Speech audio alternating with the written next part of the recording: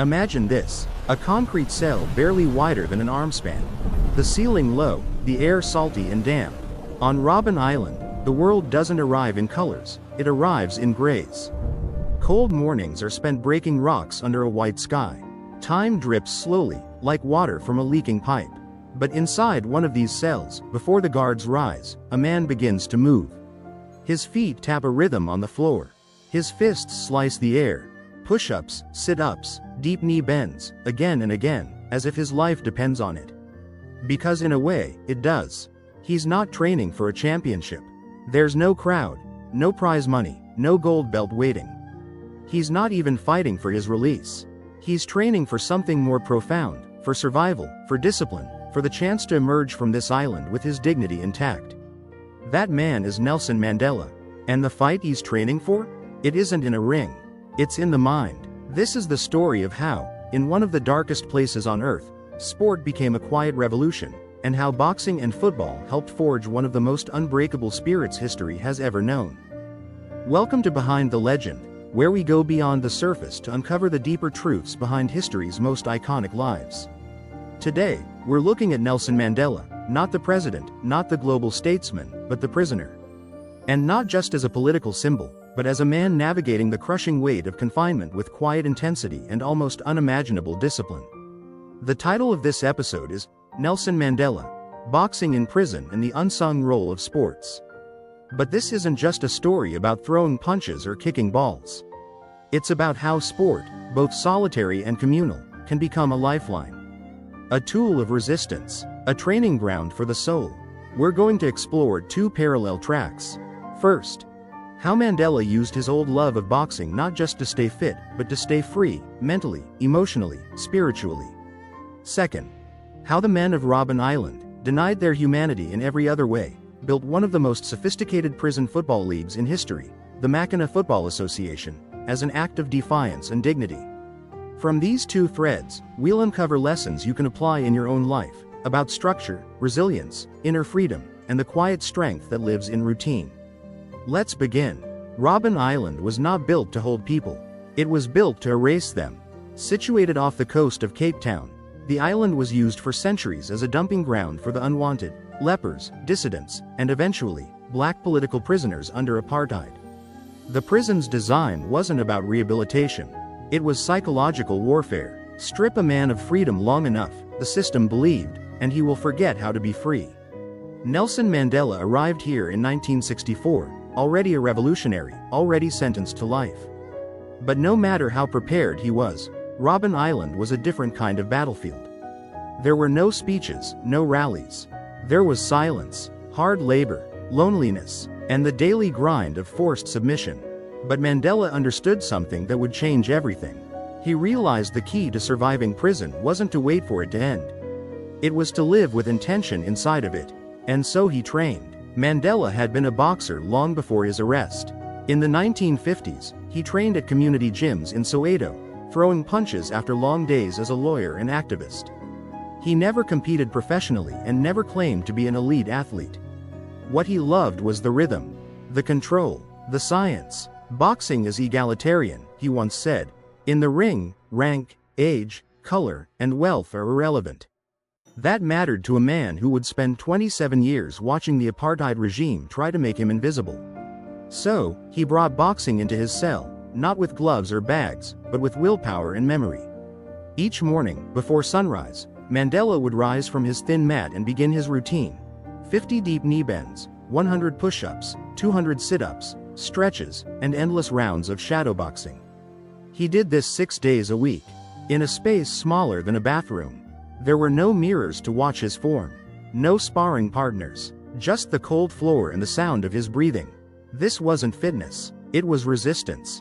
The apartheid system tried to control every minute of a prisoner's life, what he ate, when he slept, even what he could read. But Mandela's workout was untouchable. No guard could make him stop exercising at dawn. No sentence could outlaw discipline. And that's why it mattered. Discipline, in prison, becomes something more than habit. It becomes rebellion. Because when a system is built to reduce you to dust, the act of choosing how you spend your time becomes revolutionary. Mandela understood that time in prison, if left unstructured, becomes a poison. Hours stretch into days, days into years, and slowly, without realizing, a man can stop believing he has any control at all. But Mandela's workout was a metronome. It gave his day shape, his body strength, his mind focus. It was a silent declaration: you may own my body, but not my will. Even when his health declined, even when the cold made his joints ache, he adapted. Fewer reps, more stretches. He listened to his body. But he never quit. This quiet regimen became his temple. And through it, Mandela stayed whole. In many ways, this was the original arena. A fight not against flesh and blood, but against inertia, despair, and spiritual decay. Each push-up was a form of protest. Each jab into the air was an affirmation: I am still here. And he was not alone in this silent fight. All around him were other political prisoners, many of them young, some broken, some on the edge. They needed something too, not just survival, but purpose.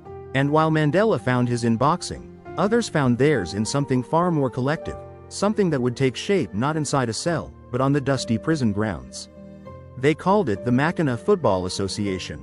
While Mandela quietly carved out his discipline alone in a concrete cell, another kind of resistance was forming outside those walls, one that involved more than a single body in motion. It involved teams, rules, committees, scoreboards. It was loud where Mandela's boxing was silent. It was collective where his fight was solitary. And it was no less revolutionary. It began with a simple but bold request: the right to play. In the early years on Robben Island, prisoners were denied virtually all forms of recreation.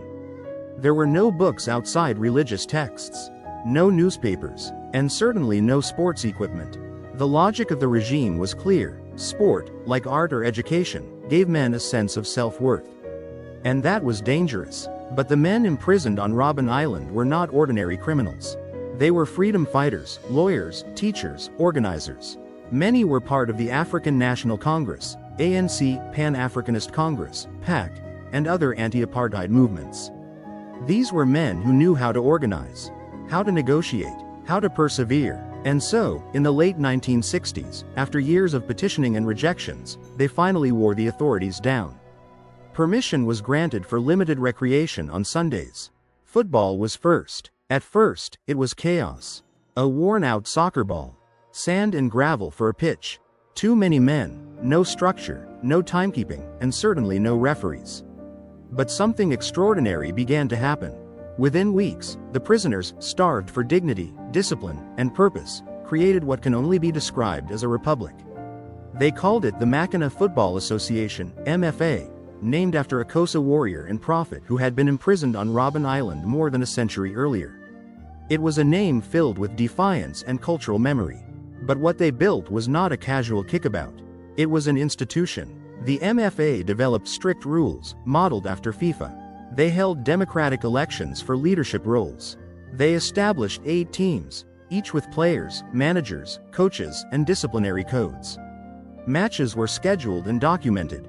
Referees were trained and rotated. Protests were filed and heard. In essence, the prisoners built a miniature, self-governing football federation from behind bars. And this was not a symbolic exercise, it was rigorous. Players could be suspended for violent conduct. Teams could be fined for arriving late. Referees had to remain impartial, and decisions were respected. Appeals were handled by the League Committee, which deliberated based on precedent and majority vote. In this way, the MFA became much more than a game. It was practice for democracy. It was governance in action, performed weekly by men who would one day help govern a nation. The prison authorities had no idea what they had allowed. They thought they were giving inmates a distraction. In reality, they had permitted the birth of a disciplined, structured resistance movement, one where teamwork replaced violence, where leadership was earned, and where dignity became a weekly ritual. And for the prisoners, it changed everything. Sundays became sacred. After 6 days of hard labor and near total control, Sunday was theirs. The dusty field became a cathedral. Prisoners who had lost the will to speak found their voices again as coaches and captains. Men who had once been rivals in politics learned to collaborate on the field. Young inmates learned respect. Older ones became mentors. There were fans, too. Those not playing would gather around the field, singing, debating, laughing. For a few hours, Robben Island was not a prison. It was a village, a society. And perhaps most importantly, it was a mirror, reflecting back a truth the system had tried to bury. That these men were capable of order, fairness, unity, and joy. It's easy to underestimate what that meant. When a system spends every day trying to convince you that you are dangerous, irrational, incapable of leadership, the act of organizing a clean, fair football league is a direct refutation. The MFA was not just about recreation. It was about reclaiming identity. That's what made it dangerous. And that's why, despite their leadership, Mandela and many of the other senior political prisoners were barred from participating. Not only were they not allowed to play, they weren't even permitted to watch. Mandela was moved to a different section of the prison, along with fellow leaders like Walter Sisulu and Govan Mbeki. This wasn't random. The authorities understood what was at stake. If men like Mandela were seen attending the games, if they were spotted talking strategy with players or even simply laughing on the sidelines, the MFA would grow from a league into a movement.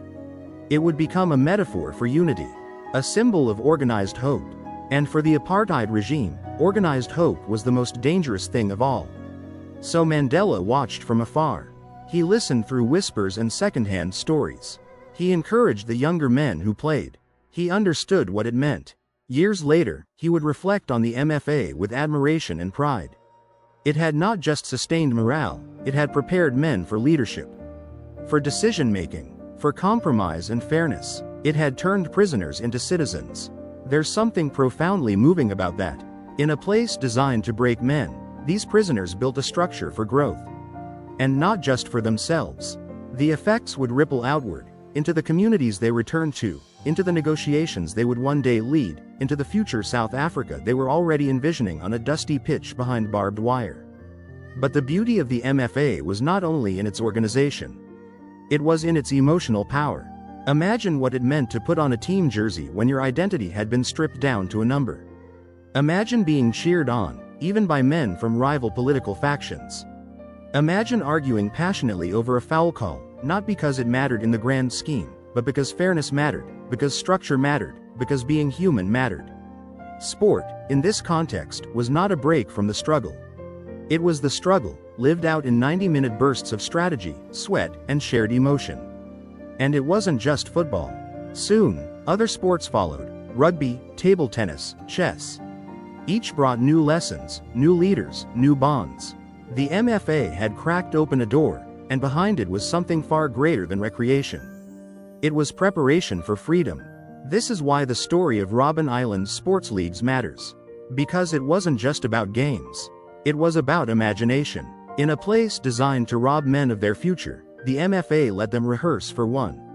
Let's not forget, many of the men who organized and played in those matches would go on to become mayors, members of parliament, judges, and diplomats in the new South Africa. Their training didn't begin with textbooks or speeches. It began with passes, fouls, and scorecards. And their audience? At the time, it was just their fellow prisoners. But today, their story belongs to the world. Two forms of resistance were unfolding on Robben Island, both rooted in the discipline of sport. One was internal, quiet, solitary, the steady thud of fists meeting air in a cramped concrete cell. The other was communal, spirited, structured, the roar of men cheering on a football match in the prison yard. And at the center of both, in different ways, stood Nelson Mandela. Though Mandela was physically separated from the Mackinac Football Association, his presence was deeply felt. He embodied a philosophy that mirrored what the MFA was building. That order, dignity, and preparation were forms of power. Where his boxing routine shaped his own spirit, the MFA molded the collective. These were not disconnected acts. They were parallel strategies drawn from the same psychological root: the refusal to be defined by their captors. Mandela's exclusion from the MFA was not incidental, it was surgical. Prison officials recognized something vital. Mandela didn't need to shout to influence. His example carried weight. His mere presence could elevate a recreational match into a political statement. And that terrified them. But Mandela understood something equally important: that leadership wasn't always about being at the front. Sometimes, it was about stepping back so others could lead. In fact, he encouraged younger prisoners to take ownership of the MFA. He watched from afar, not with envy, but with quiet pride. In the solitude of his cell, he was honing the same muscles they were: just in a different way. Self-control, endurance, the ability to operate within structure, the courage to believe in something larger than the moment. This duality, the personal and the communal, was at the heart of the Robben Island experience. On one side, you had men like Mandela, who committed to intense personal discipline as a way to preserve identity in isolation. On the other, you had hundreds of prisoners creating new social systems together. Both paths were rooted in structure. Both were acts of rebellion. And both required the one thing apartheid tried hardest to destroy: hope. Let's be clear, this wasn't optimism. There was no guarantee of freedom. The men on Robben Island didn't know if they would ever see their families again, or if the struggle outside would succeed. But they acted as if freedom was inevitable. They lived as if they were already preparing to govern a country. That mindset, the rehearsal of the future, is where boxing and football aligned. For Mandela, boxing kept his body alert, his will unshaken. It helped him weather interrogations, loneliness, the grind of decades-long confinement. It wasn't about the fight. It was about control in an uncontrollable world. For the MFA, football wasn't just a game. It was a dress rehearsal for democracy. A place to learn leadership without a title, conflict resolution without violence, and fairness without external enforcement. Both created frameworks in which dignity could thrive. There's something almost poetic in how they complemented each other. Mandela's solo training represented the power of the inner life. The idea that when the world strips you of everything, your mind and discipline remain sovereign. Meanwhile, the MFA demonstrated the strength of community. That even in shackles, people could build something organized, cooperative, and meaningful together. Together, these two approaches told a larger story, that liberation wasn't just political. It was psychological, spiritual, relational. When apartheid tried to paint these prisoners as dangerous, irrational, uncivilized, both Mandela's regime and the MFA's structure refuted that narrative with action. They didn't beg to be seen as human. They acted human, rational, organized, principled, regardless of how they were treated. And that's what made their resistance so powerful. It didn't rely on permission. That's also why these stories have stayed relatively quiet in popular histories. They're not dramatic in the usual sense. There are no riots here, no escapes, no flashpoints, just repetition, routines, rules, the quiet, day after day assertion of humanity through structure. But that's the brilliance of it. Because revolutions aren't only fought with guns or protests. Sometimes, they're built with push-ups, with goalposts, with scorecards and sweat. By the time the ANC and the apartheid government sat down at the negotiation table decades later, many of the men across from each other had come from that same island. Some had played football together. Some had sparred. All had been shaped by a culture that refused to be broken. And that shared experience mattered. It made the transition from prison to parliament possible, not just logistically, but emotionally. The habits of leadership, discipline, cooperation, and fairness had already been tested. Not in theory, but in action. So when we look at the fall of apartheid, it's tempting to focus on the big moments: Mandela's release, his inauguration, the Truth and Reconciliation Commission. But the soil for all of that was tilled years earlier, on a dusty football pitch and in a cell barely wide enough for a man to lie down. That's where freedom really began. Not in the streets, not in the votes, but in the body, in the breath, in the rules of a game, and the rhythm of a routine. This is the story few tell, but it may be the one we need most. When Nelson Mandela finally walked free from Victor Verster prison on February 11, 1990, the world witnessed the rebirth of a nation. But what most couldn't see, was the quieter truth. That the man who emerged from prison was not simply preserved, but forged.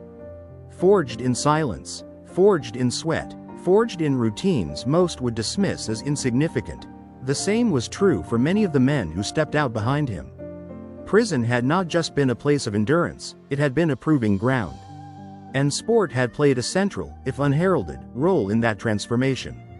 In the years following the fall of apartheid, South Africa faced monumental challenges. Rebuilding a nation torn by racism, inequality, and decades of state violence required more than political change. It demanded emotional maturity, psychological strength, and collective vision. Many of the men who would help lead this transformation, former Robben Island inmates, were already practiced in these exact skills. Not because of formal training, but because of what they had built within the walls of their captivity. The Mackinac Football Association, in particular, became a legacy of quiet, competent leadership. It didn't dissolve when prison ended, it evolved. Former inmates carried their experience with them. They brought with them the ability to listen, to deliberate, to lead by consensus. They knew how to navigate conflict, how to hold elections, how to honor rules even when authority was unjust. They had lived these principles not in government chambers, but on gravel fields behind razor wire. And remarkably, the world began to notice. In 2007, more than a decade after South Africa's first democratic election, FIFA, the global governing body for football, officially recognized the Mackinac Football Association for its contribution to the sport and to the spirit of democracy. The MFA was granted honorary membership. It was a deeply symbolic moment. Here was an institution that had been born in the shadows of oppression now acknowledged on the world stage. A league that had been built from nothing but determination and scraps of paper was now part of football's official history. The message was clear. Sport is never just a game. Mandela himself had always believed this. In 1995, just a year after his inauguration as president, he donned a Springbok rugby jersey at the Rugby World Cup, an act that shocked both black and white South Africans. Rugby had long been seen as a sport of white Afrikaners, a symbol of oppression to many. But Mandela knew what he was doing. By embracing the sport publicly, he sent a message of reconciliation. He turned a symbol of division into a tool for unity. This wasn't a gimmick. It was the continuation of the same principle that had guided him on Robben Island. Use structure, use symbol, use sport, not to escape struggle, but to shape it. And the lesson holds far beyond South Africa. Because wherever people feel stuck, oppressed, overlooked, underestimated, the act of creating order, structure, and shared purpose becomes powerful. Whether it's a prison or a neighborhood, a school or a family, the principles behind Mandela's boxing and the MFA's football league remain deeply relevant. When we choose discipline in chaos, we build the muscle of freedom. When we organize fairly, even without recognition, we create dignity. When we practice teamwork in small ways, we prepare for larger battles. It's easy to miss this. We tend to glorify the big moments, elections, protests, speeches. But freedom is often born in repetition, in dusty rituals, in unseen games, in bodies that refuse to break and minds that refuse to quit.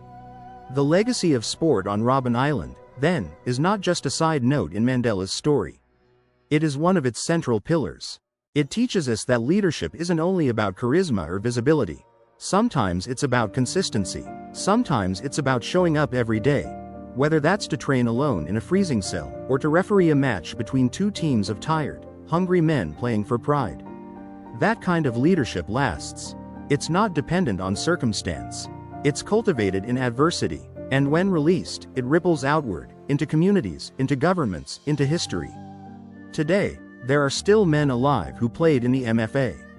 Some went on to become political leaders. Others returned to modest lives in townships and rural villages. But all of them carried something out of prison with them. Something more than memory.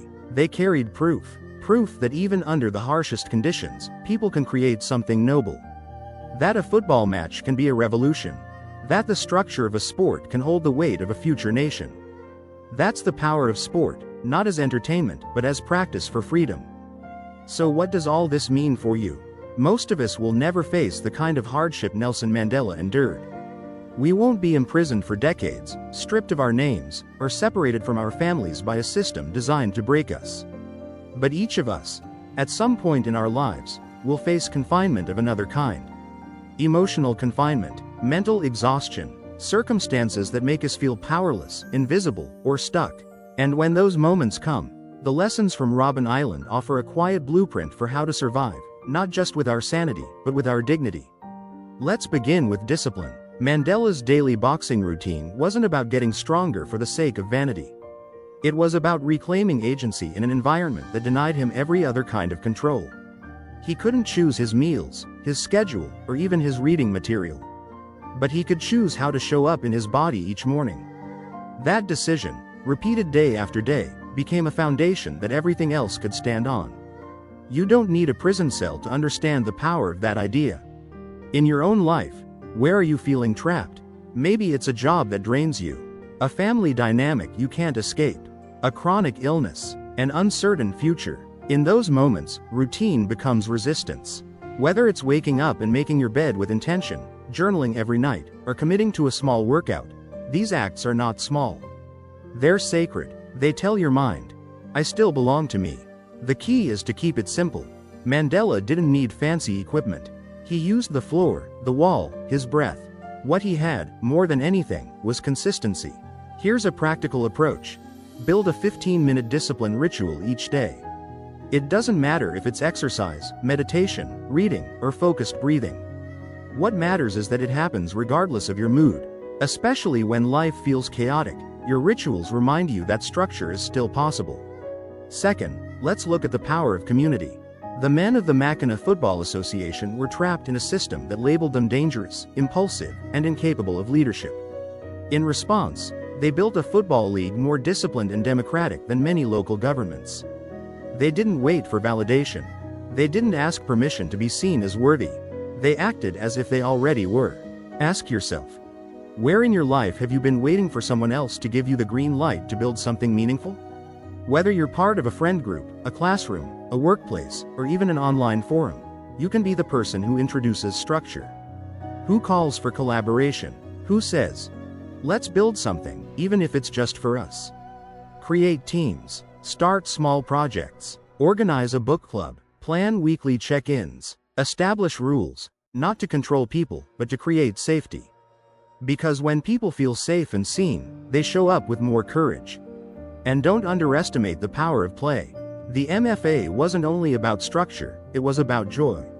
In the midst of hunger and cold and humiliation, football gave them laughter, strategy, competition, a reason to feel alive. So ask yourself, what shared rituals or games could you introduce into your community, even if it's just your family or 3 friends? Play, when it's fair and intentional, is not a distraction from hardship. It's a medicine for it. Third, consider the deeper mindset shift Mandela modeled, that freedom is not a destination. It's a practice. You don't become free when everything goes your way. You practice freedom by choosing your response to difficult circumstances. Mandela didn't wait until he was released to act like a leader. He trained his mind as though freedom were already inside him. He studied, he exercised, he thought deeply about justice, power, and forgiveness, all while sleeping on a mat and being called a number. You can do the same. If you're waiting for the right time, the right job, the right relationship to start living, pause. Start practicing now. What would a free person do with this hour? With this relationship? With this challenge? Freedom isn't the absence of pressure. It's the decision to meet pressure with clarity, intention, and self-respect. Finally, remember this. You don't have to do any of this perfectly. Mandela wasn't superhuman. He got discouraged, he doubted, he suffered, but he never gave up the practice. And that's the difference. Resilience doesn't come from doing big heroic things once. It comes from doing small intentional things repeatedly. Every push-up in his cell, every carefully officiated football match, every structure that honored fairness instead of fear, these weren't just acts of survival. They were seeds of transformation. And you can plant those seeds, too, right where you are. It would be easy, perhaps too easy, to romanticize all of this. To say sport saved these men. That routine was enough. That dignity always survives. But that would flatten the truth. Because behind the discipline and structure lies something heavier. The immense psychological weight of maintaining meaning in a place designed to strip it away. Think about it. To wake up every day and shadowbox in a tiny cell, with no audience, no accolades, no visible progress. That takes something more than motivation. It takes belief. A belief that your future self will still be intact when the world changes. That the small acts matter, even when no one sees them. And belief is not easy to hold in isolation. Mandela spoke often about the mind as both a battlefield and a sanctuary. He knew that in prison, your mind could become your best ally or your worst enemy. Without mental boundaries, suffering becomes infinite. That's why he and others imposed structure, not just on their time, but on their thoughts. But what happens when that structure starts to feel hollow? When the morning workout feels like a ritual performed for a life that may never return? When the football match ends and you're still surrounded by walls? That's the hidden cost of this kind of discipline. the emotional labor it takes to believe anyway. And yet, they did. This raises an uncomfortable but profound truth. The deeper function of sport and discipline in Robben Island wasn't distraction. It was transcendence, a way to impose meaning where none was given. A method of resisting not only external oppression, but internal collapse. And this is where Mandela's genius as a leader truly shines. He didn't just endure, he carried others. His restraint, his patience, his willingness to believe in the long game. It gave others permission to believe, too. Even though he couldn't participate in the MFA, his philosophy was all over it. In the respect for rules. In the preparation for the future. In the refusal to let chaos define them. But make no mistake, this was not easy. Leadership in prison isn't glorious. It's lonely. It's burdened with the constant awareness that every word, every gesture, carries weight. That if you crack, others may too. And yet, somehow, they held the line. In this way, sport was not an escape from the struggle. It was the struggle, channeled into something livable, something beautiful, something that reminded each man of who he was, and who he still could be. That's why the story of Mandela's boxing and the MFA is so haunting, and so vital. Because it reveals that even when stripped of freedom, meaning, and recognition, people can still choose to create. They can build order from dust. They can wrest dignity from despair.